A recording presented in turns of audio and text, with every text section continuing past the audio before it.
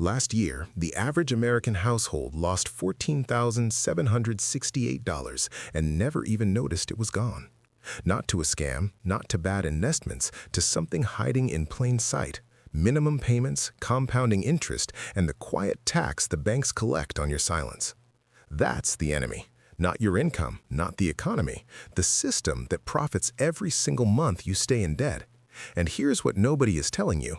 The IRS, the Fed, and every major credit card company updated their playbook in 2026.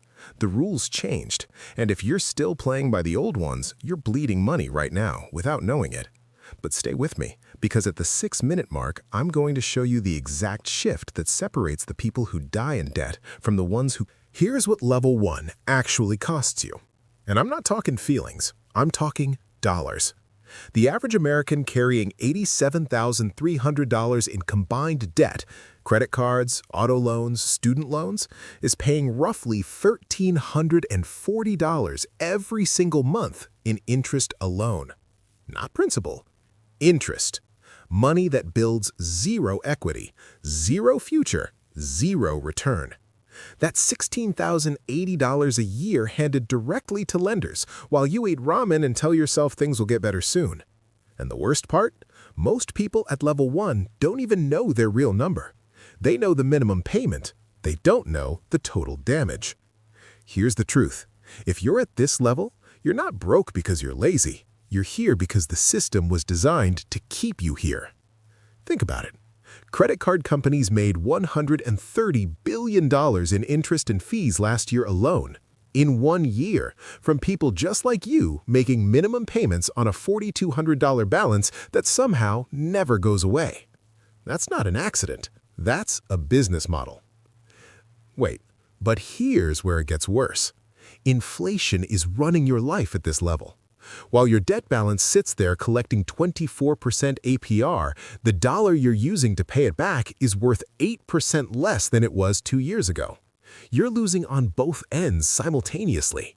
The top 1% of U.S. households, people with a net worth above $11.1 million, they don't carry high-interest debt. Not because they're smarter, because someone showed them what it was actually costing them. Now, I'm showing you. If you don't leave level 1, you won't just stay broke, you'll stay perfectly trapped, earning just enough to keep paying, never enough to actually get ahead. The question is, do you know how much level 1 is costing you per day right now? Pull out your phone, add up your balances, multiply by your average interest rate, divide by 365. That number? That's what You've made a decision. Good. Most people never even get here. You've got a budget, maybe a spreadsheet. You cut the subscriptions, you stopped eating out, you told yourself this time is different. And 3 months in, you've paid off $612.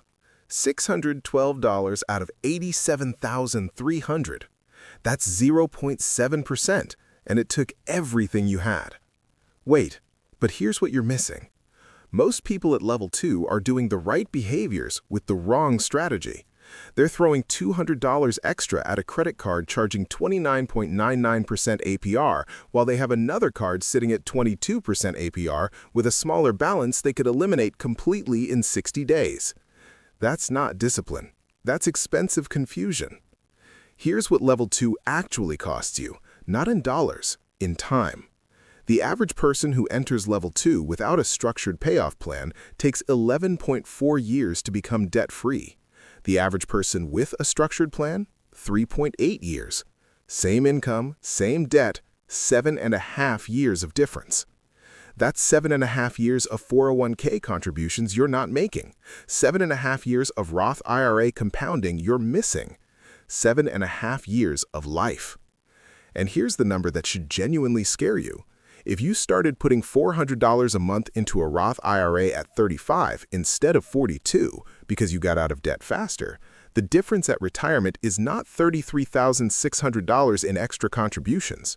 Because of compound interest, the real difference is over $187,000. You're not just losing monthly cash flow, you're losing your retirement. The people in the top 20% of American households didn't out-earn you at level 2. They out-strategized you.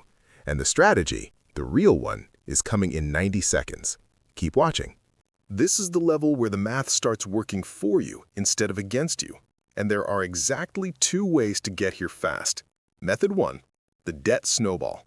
You rank every debt from smallest balance to largest. Ignore the interest rates for now. You attack the smallest one with everything you've got. When it's gone, you roll that entire payment into the next one. Your minimum payments become weapons. The psychology here is real. Every eliminated account is a win, and wins create momentum. Momentum creates consistency. Consistency creates freedom. Method 2, the debt avalanche. You rank by interest rate, highest to lowest. You attack the most expensive debt first. The math is undeniable. On an $87,300 total debt load, the avalanche method saves the average person $6,240 in interest compared to the snowball. But here's what people don't tell you. The avalanche fails for most people emotionally, because the high-interest debt is usually the biggest balance. And if you don't see wins early, you quit. The best method is the one you will actually finish. Now, this is the 6-minute mark I promised you. Here's the shift that nobody talks about at level 3. While you're paying off debt, you need to be doing one thing simultaneously, contributing at least enough to your 401k to capture your full employer match. If your employer matches up to 4% and you're not contributing 4%, you are leaving free money on the table. An average American earning $62,000 a year with a 4% employer match is giving up $2,480 per year in free compensation. That's $2,480 that requires 0 extra work. It's already in your benefits package. You're just not taking it. The IRS increased the 401k contribution limit to $23,500 in 2026. The people building wealth right now are not waiting until they're debt-free to start. They're doing both, strategically, simultaneously. At level 3, the fog lifts, the balance goes down, the breathing gets easier. And for the first time, you stop checking your account hoping nothing went wrong. You start checking it because you can't wait to see the progress. You make the last payment. Not a big one. Maybe it's $214.87 to close out a credit card you've had since 2019. You type in the numbers, you hit confirm, and that account reads $0.00 balance. What happens next is not what most people expect. It's not loud, it's not a party. It's just quiet. A kind of quiet you forgot was possible. Because the noise of debt is constant. Notification noise, due date noise, that low hum of dread in the back of your brain every single day. And then, it's gone.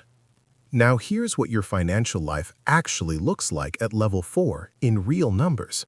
That $1,340 per month you were sending to lenders, it's yours now. $16,080 a year that used to disappear into interest, redirected. If you put that $1,340 a month into a diversified index fund averaging 10% annual return, the historical average of the S&P 500, after 20 years, you have $1,022,000 from the same money you were paying in interest that you will never see again unless you make this change. The top 1% don't have secret investments. They don't have insider information. They simply stopped paying the banks and started paying themselves. At level 4, you're not just debt-free. You're building a net worth that compounds every single year. A 2026 Roth IRA maxed at $7,000 annually. A 401k fully funded. An emergency fund covering 6 months of expenses sitting in a high-yield savings account earning 4.8% APY. This is not fantasy. This is arithmetic. This is what happens when you stop feeding the machine. So here's the question you actually need to answer right now. Not tomorrow. Right now. How much is staying at your current level costing you? Per day, per year, per decade? Because here's the data. The average American who carries consumer debt their entire adult life, from 25 to 65, and never aggressively pays it off, hands over $312,000 to $480,000 in interest payments across their lifetime. Nearly $500,000 gone to banks, to credit card companies, to a system built on your delay. And the difference between the people who escape it and the people who don't is almost never income.